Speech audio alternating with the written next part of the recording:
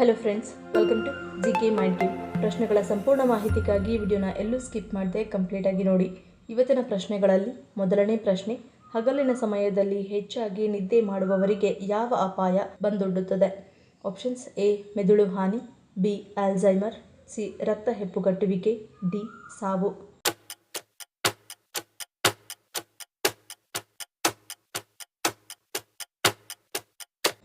ಸರಿಯಾದ ಉತ್ತರ option D ಸಾವು.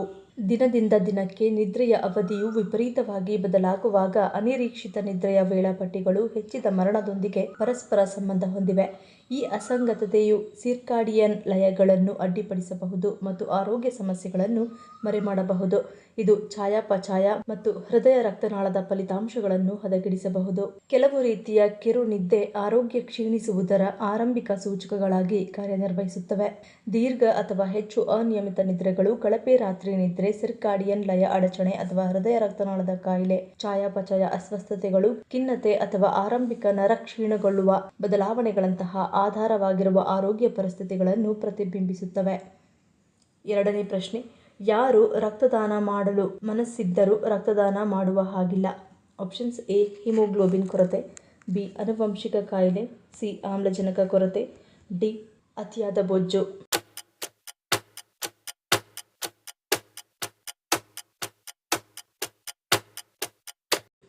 ಸರಿಯಾದ ಉತ್ತರ ಆಪ್ಷನ್ ಎ ಹಿಮೋಗ್ಲೋಬಿನ್ ಕೊರತೆ. ಭಾರತದಲ್ಲಿ ರಕ್ತದಾನಕ್ಕೆ ಕನಿಷ್ಠ ವಯಸ್ಸು 18 ವರ್ಷಗಳಾಗಿರಬೇಕು. ಹಾಗೆಯೇ ವ್ಯಕ್ತಿಯ ತೂಕ ಕನಿಷ್ಠ 45 kg ಇರಬೇಕು. ಒಬ್ಬ ವ್ಯಕ್ತಿಯು ಈ ವಯಸ್ಸು ಅಥವಾ ತೂಕಕ್ಕಿಂತ ಕಡಿಮೆ ಇದ್ದರೆ ಅವನು ರಕ್ತದಾನಕ್ಕೆ ಅರ್ಹನಲ್ಲ, ಏಕೆಂದರೆ ರಕ್ತದಾನ ಮಾಡುವುದರಿಂದ ಅವನ ಸ್ವಂತ ಆರೋಗ್ಯದ ಮೇಲೆ ನಕಾರಾತ್ಮಕ ಪರಿಣಾಮ ಬೀರುತ್ತದೆ. ಮತ್ತು ಒಬ್ಬ ವ್ಯಕ್ತಿಯ ರಕ್ತದಲ್ಲಿ ಹಿಮೋಗ್ಲೋಬಿನ್ ಮಟ್ಟ ಕಡಿಮೆ ಇದ್ದರೆ, ಅಂದರೆ ಪುರುಷರಲ್ಲಿ 13 ಗ್ರಾಂ ಅಥವಾ ಡಿಎಲ್ಗಿಂತ ಕಡಿಮೆ ಮತ್ತು ಮಹಿಳೆಯರಲ್ಲಿ 12.5 ಗ್ರಾಂ ಅಥವಾ ಡಿಎಲ್ಗಿಂತ ಕಡಿಮೆ ಇದ್ದರೆ, ಆಗ ಅವರಿಗೆ ರಕ್ತದಾನ ಮಾಡಲು ಅವಕಾಶವಿಲ್ಲ, ಏಕೆಂದರೆ ಅವರ ದೇಹವು ಈಗಾಗಲೇ ಆಮ್ಲಜನಕದ ಕೊರತೆಯಿಂದ ಬಳಲುತ್ತಿರುತ್ತದೆ. ಮೂರನೇ ಪ್ರಶ್ನೆ, ಶಿವ ದೇವಾಲಯಗಳಲ್ಲಿ ಅರ್ಧ ಪ್ರದಕ್ಷಿಣೆ ಏಕೆ ಹಾಕಬೇಕು ಎನ್ನುತ್ತಾರೆ? ಆಪ್ಷನ್ಸ್: ಎ ನಂಬಿಕೆ, ಬಿ ಕಾರ್ಯಸಿದ್ಧಿ, ಸಿ ಆದಿ, ಡಿ ಅನಂತ.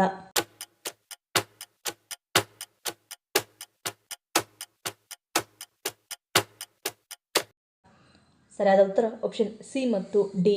ಲಯಾಧಿಪತಿ ಶಿವ ತ್ರಿಮೂರ್ತಿಗಳಲ್ಲಿ ಒಬ್ಬರಾದ ದೇವರು. ಹಲವು ನಾಮದಿಂದ ಈಶ್ವರನ ಪೂಜೆ ನಡೆಯುತ್ತದೆ. ಅಂತೆಯೇ ಕೆಲ ಶಿವ ದೇವಾಲಯಗಳಲ್ಲಿ ಕೆಲ ನಿಯಮಗಳಿವೆ. ಅವುಗಳಲ್ಲಿ ಒಂದು ಅರ್ಧ ಪ್ರದಕ್ಷಿಣೆ.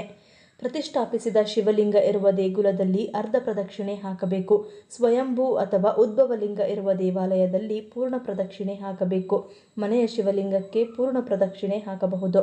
ಪ್ರತಿಷ್ಠಾಪಿಸಲಾಗಿರುವ ಮಹಾಲಿಂಗೇಶ್ವರ ದೇಗುಲಗಳ ಹೊರ ಸುತ್ತಲಿನ ಪೂರ್ಣ ಪ್ರದಕ್ಷಿಣೆ ಬರಬಹುದು. ಒಳಸುತ್ತಲಿನಲ್ಲಿ ಮಾತ್ರ ಹರಿನಾಳ ಅಥವಾ ಸೋಮಸೂತ್ರವನ್ನು ದಾಟಬಾರದು ಎಂಬ ನಿಯಮವಿದೆ. ಸೋಮಸೂತ್ರ ಅಥವಾ ಹರಿನಾಳ ಎಂದರೆ ಶಿವದೇವರಿಗೆ ಮಾಡಿದ ಅಭಿಷೇಕದ ಜಲ ಅಥವಾ ತೀರ್ಥ ಪಾಣಿಪೀಠದ ಮೇಲೆ ಬಿದ್ದು ಕೆಳಗೆ ಹರಿಯುವ ದಾರಿ. ಶಿವದೇವರು ಆದಿ ಮತ್ತು ಅನಂತವಾಗಿರುವುದರಿಂದ ಶಿವಭಕ್ತರು ಶಿವಲಿಂಗದ ಸುತ್ತ ಅರ್ಧ ಪರಿಕ್ರಮವನ್ನು ಮಾತ್ರ ಮಾಡಬೇಕು ಎನ್ನುವುದು ಶಾಸ್ತ್ರಗಳಲ್ಲಿರುವ ಉಲ್ಲೇಖ. ನಾಲ್ಕನೇ ಪ್ರಶ್ನೆ, ಹೃದಯ, ಲಿವರ್ ಹಾಗೂ ಕಿಡ್ನಿ ಈ 3 ಅಂಗಾಂಗಗಳಲ್ಲಿ ತೊಂದರೆಯಾದರೆ ರಾತ್ರಿಯ ಸಮಯದಲ್ಲಿ ಯಾವ ಸಮಸ್ಯೆ ಕಾಣಿಸಿಕೊಳ್ಳುತ್ತದೆ? ಆಪ್ಷನ್ಸ್: ಎ ಕೈಕಾಲು ಊತ, ಬಿ ಬೆವರುವಿಕೆ, ಸಿ ಹೆಚ್ಚು ಮೂತ್ರ ವಿಸರ್ಜನೆ, ಡಿ ಮೇಲಿನ ಎಲ್ಲವೂ.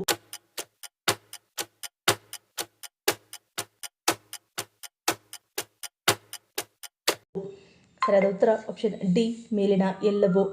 ರಾತ್ರಿ ಮಲಗಿದ್ದಾಗ ಇದ್ದಕ್ಕಿದ್ದಂತೆ ಸಣ್ಣಗೆ ಮೈಯಿಂದ ಬೆವರು ಬರಲು ಶುರುವಾಗುತ್ತದೆ. ಹೊರಗಡೆ ತಂಪಾದ ವಾತಾವರಣ ಇದ್ದರೂ ಕೂಡ ಅಥವಾ ಚಳಿಯ ಸಂದರ್ಭದಲ್ಲಿಯೂ ಕೂಡ ಮೈಯಿಂದ ಬೆವರು ಬರಲು ಶುರುವಾದರೆ ಹೃದಯ ಕಾಯಿಲೆಗಳನ್ನು ಅಥವಾ ರಕ್ತನಾಳಗಳಿಗೆ ಸಂಬಂಧಿಸಿದ ಸೋಂಕನ್ನು ಸಹ ಸೂಚಿಸುತ್ತದೆ.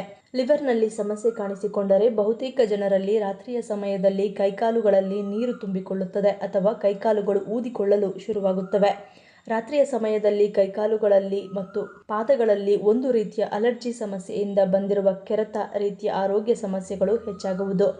ಇನ್ನು ರಾತ್ರಿ ಮಲಗಿದ ಬಳಿಕ ಆಗಾಗ ಮೂತ್ರ ವಿಸರ್ಜನೆಗೆ ಅವಸರವಾಗುವುದು, ಜೊತೆಗೆ ಸರಿಯಾಗಿ ಮೂತ್ರ ವಿಸರ್ಜನೆ ಮಾಡಲು ಕೂಡ ಸಾಧ್ಯವಾಗುವುದಿಲ್ಲ.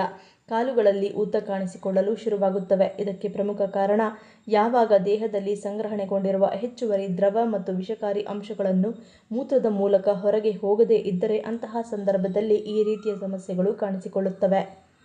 ಐದನೇ ಪ್ರಶ್ನೆ, ಚೇಳಿನ ವಿಷ ಉತ್ಪಾದನೆಯಲ್ಲಿ ಮುಂಚೂಣಿಯಲ್ಲಿರುವ ದೇಶ ಯಾವುದು?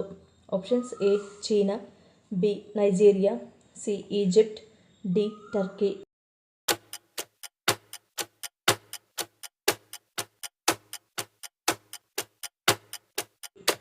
ಸರಿಯಾದ ಉತ್ತರ ಆಪ್ಷನ್ ಸಿ ಮತ್ತು ಡಿ. ಈಜಿಪ್ಟ್, ಟರ್ಕಿ ಮತ್ತು ಇರಾನ್ನಂತಹ ದೇಶಗಳು ವಿಶ್ವದಾದ್ಯಂತ ಚೇಳಿನ ವಿಷ ಉತ್ಪಾದನೆಯಲ್ಲಿ ಮುಂಚೂಣಿಯಲ್ಲಿವೆ. ಇಲ್ಲಿ ನಾವು ಒಂದು ವಿಷಯದ ಬಗ್ಗೆ ಮಾತನಾಡಬೇಕಾಗಿದೆ. ಈ ದೇಶಗಳನ್ನು ನೋಡಿದರೆ ಇವು ಮರುಭೂಮಿ ಮತ್ತು ಗಲ್ಫ್ ಮಾದರಿಯ ದೇಶಗಳು. ಈ ದೇಶಗಳಲ್ಲಿ ನೀರಿನ ಕೊರತೆ ಇದೆ, ಶಾಖ ಹೆಚ್ಚು. ಎಲ್ಲ ಜೀವಿಗಳು ಅಂತಹ ಸ್ಥಳಗಳಲ್ಲಿ ಬದುಕಲು ಸಾಧ್ಯವಿಲ್ಲ. ಆದರೆ ಚೇಳುಗಳು ಬದುಕುತ್ತವೆ. ಅವು ಬಂಡೆಗಳ ಕೆಳಗೆ ಬದುಕುತ್ತವೆ. ಇದಲ್ಲದೆ ಮರುಭೂಮಿ ಚೇಳುಗಳ ವಿಷವು ತುಂಬಾ ವಿಷಕಾರಿಯಾಗಿದೆ. ಅದಕ್ಕಾಗಿಯೇ ಈ ದೇಶಗಳು ಈ ವಿಷಯದಲ್ಲಿ ಮುಂಚೂಣಿಯಲ್ಲಿದೆ. 6ನೇ ಪ್ರಶ್ನೆ, ಮುಟ್ಟಿನ ಸಂದರ್ಭದಲ್ಲಿ ಮಹಿಳೆಯರನ್ನು ಅಡುಗೆ ಮನೆಗೆ ನಿರ್ಬಂಧಿಸಲು ಕಾರಣವೇನು? ಆಪ್ಷನ್ಸ್ ಎ ಸೋಂಕು ಹರಡುವಿಕೆ, ಬಿ ನೈರ್ಮಲ್ಯ, ಸಿ ನಂಬಿಕೆ, ಡಿ ಆರೋಗ್ಯ ದೃಷ್ಟಿ.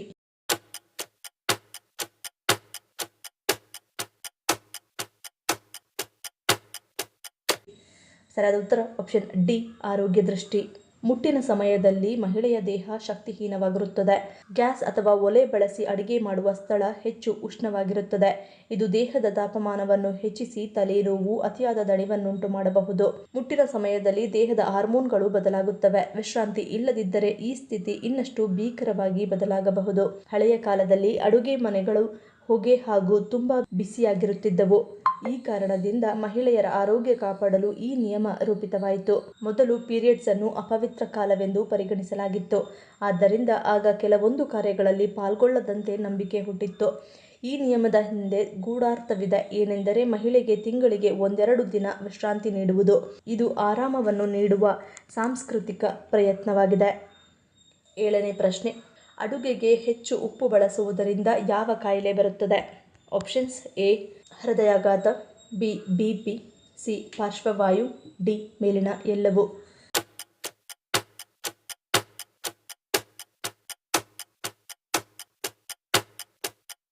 ಸರಿಯಾದ ಉತ್ತರ ಆಪ್ಷನ್ ಡಿ ಮೇಲಿನ ಎಲ್ಲವೂ. ಉಪ್ಪು ಸೋಡಿಯಂ ಮತ್ತು ಕ್ಲೋರೈಡ್ನಿಂದ ಮಾಡಲ್ಪಟ್ಟಿದೆ. ಇವೆರಡೂ ಸರಿಯಾದ ದ್ರವ ಸಮತೋಲನ, ನರಗಳ ಕಾರ್ಯ ಮತ್ತು ಸ್ನಾಯುವಿನ ಕಾರ್ಯವನ್ನು ಕಾಪಾಡಿಕೊಳ್ಳಲು ಅತ್ಯಗತ್ಯ. ಜೀವನದಲ್ಲಿ ಎಲ್ಲದರಂತೆ ಸಮತೋಲನವೂ ಮುಖ್ಯವಾಗಿದೆ. ಸರಾಸರಿ ವಯಸ್ಕರಿಗೆ ಶಿಫಾರಸು ಮಾಡಲಾದ ದೈನಂದಿನ ಉಪ್ಪಿನ ಸೇವನೆಯು ಸುಮಾರು 6 ಗ್ರಾಂ ಅಥವಾ ಸುಮಾರು 1 ಟೀ ಚಮಚ. ಆದರೆ ನಮ್ಮಲ್ಲಿ ಹಲವರು ಅದಕ್ಕಿಂತ ಹೆಚ್ಚಿನ ಪ್ರಮಾಣದಲ್ಲಿ ಉಪ್ಪನ್ನು ಸೇವಿಸುತ್ತಾರೆ. ಹೆಚ್ಚು ಉಪ್ಪು ಸೇವನೆಯು ರಕ್ತದಲ್ಲಿ ಸೋಡಿಯಂ ಮಟ್ಟ ಹೆಚ್ಚಿಸಲು ಕಾರಣವಾಗುತ್ತದೆ. ಅತಿಯಾದ ಸೋಡಿಯಂ ದೇಹವು ಹೆಚ್ಚಿನ ನೀರನ್ನು ಹಿಡಿದಿಟ್ಟುಕೊಳ್ಳುವಂತೆ ಮಾಡುತ್ತದೆ. ಇದು ರಕ್ತನಾಳಗಳನ್ನು ಹಿಗ್ಗಿಸುತ್ತದೆ, ಹೀಗಾಗಿ ರಕ್ತದೊತ್ತಡವನ್ನು ಹೆಚ್ಚಿಸುತ್ತದೆ. ಅಧಿಕ ರಕ್ತದೊತ್ತಡವನ್ನು ದೀರ್ಘಕಾಲದವರೆಗೆ ನಿರ್ವಹಿಸಿದರೆ ರಕ್ತನಾಳಗಳನ್ನು ದುರ್ಬಲಗೊಳಿಸುತ್ತದೆ ಮತ್ತು ಹೃದಯದ ಕಾಯಿಲೆ, ಹೃದಯಾಘಾತ ಮತ್ತು ಪಾರ್ಶ್ವವಾಯುವಿನಂತಹ ಪರಿಸ್ಥಿತಿಗಳಿಗೆ ಕಾರಣವಾಗಬಲ್ಲದು. ಅಷ್ಟೇ ಅಲ್ಲದೆ ಅತಿಯಾದ ಉಪ್ಪು ಸೇವನೆಯು ಹೃದಯದ ಗೋಡೆ ದಪ್ಪವಾಗಲು ಕಾರಣವಾಗಬಹುದು. ಇದನ್ನು ಎಡಕುಹರದ ಹೈಪರ್ಟ್ರೋಫಿ ಎಂದು ಕರೆಯಲಾಗುತ್ತದೆ. ಇದು ಹೃದಯ ವೈಫಲ್ಯಕ್ಕೆ ಕಾರಣವಾಗುತ್ತದೆ. 8ನೇ ಪ್ರಶ್ನೆ, ಯಾವ ಸಮಸ್ಯೆ ಇರುವವರು ಚಹಾವನ್ನು ಕುಡಿಯುವಂತಿಲ್ಲ? Options A sugar, B fatty liver, C BP, D ಆಮ್ಲ ಹಿಮ್ಮುಖ ಹರಿವು.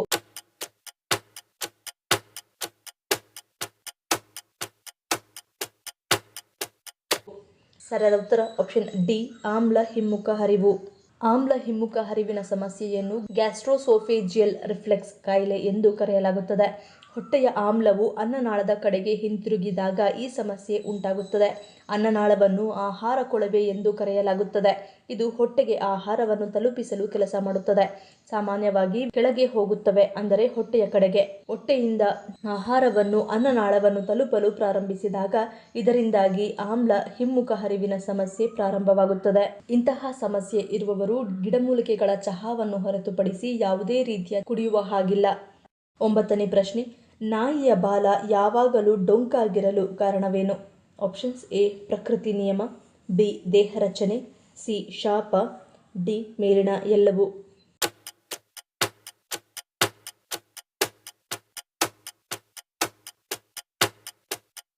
ಸರಿಯಾದ ಉತ್ತರ ಆಪ್ಷನ್ ಬಿ ದೇಹ ರಚನೆ. ನಾಯಿಯ ಬಾಲವು ಅದರ ಬೆನ್ನು ಮೂಳೆಯ ಜೊತೆಗೆ ಬೆಳೆಯುತ್ತದೆ. ಬಾಗಿರುವುದು ಎಂದರೆ ನಾಯಿಯ ಬೆನ್ನು ಮೂಳೆಯು ವಕ್ರವಾಗಿದೆ ಎಂದಲ್ಲ. ಕಶೇರುಕಗಳಾಗಿರುವುದರಿಂದ ಅವುಗಳ ಬಾಲವು ಅವುಗಳ ಬೆನ್ನು ಹುರಿಗೆ ನೇರವಾಗಿ ಸಂಪರ್ಕ ಹೊಂದಿರುತ್ತದೆ. ವರದಿಗಳ ಪ್ರಕಾರ ನಾಯಿಯ ಬಾಲವು ಉಗುರಿನಂತೆ ಅದರ ಬೆನ್ನು ಹುರಿಗೆ ಸಂಪರ್ಕ ಹೊಂದಿರುತ್ತದೆ. ಅದಕ್ಕಾಗಿಯೇ ನಾಯಿಗಳನ್ನು ಅರ್ಧ ಕಶೇರುಕಗಳು ಎಂದು ಕರೆಯಲಾಗುತ್ತದೆ. ಈ ಪ್ರಶ್ನೆಗಳಲ್ಲಿ ನೀವು ಎಷ್ಟು ಪ್ರಶ್ನೆಗಳಿಗೆ ಸರಿ ಉತ್ತರವನ್ನು ಕೊಟ್ಟರೆ ಅನ್ನೋದನ್ನು ಕಮೆಂಟ್ ಮಾಡಿ ತಿಳಿಸಿ. ಈ ವಿಡಿಯೋ ನಿಮ್ಗೆ ಇಷ್ಟ ಆಗಿದ್ದರೆ ಮರೀದೆ ಲೈಕ್ ಮಾಡಿ, ಶೇರ್ ಮಾಡಿ, ಸಬ್ಸ್ಕ್ರೈಬ್ ಮಾಡಿ. ನನ್ನ ಚಾನಲ್ನ ಇನ್ನೂ ಸಬ್ಸ್ಕ್ರೈಬ್ ಮಾಡಿದೆ ಹಾಗೆ ವಿಡಿಯೋಸ್ ನೋಡ್ತಿದ್ರೆ ಪ್ಲೀಸ್ ಸಬ್ಸ್ಕ್ರೈಬ್ ಮಾಡಿ, ಸಪೋರ್ಟ್ ಮಾಡಿ. ಮತ್ತೊಂದು ಇಂಟ್ರೆಸ್ಟಿಂಗ್ ವಿಡಿಯೋಂದಿಗೆ ಸಿಗ್ತೀನಿ. Until love you all, take care.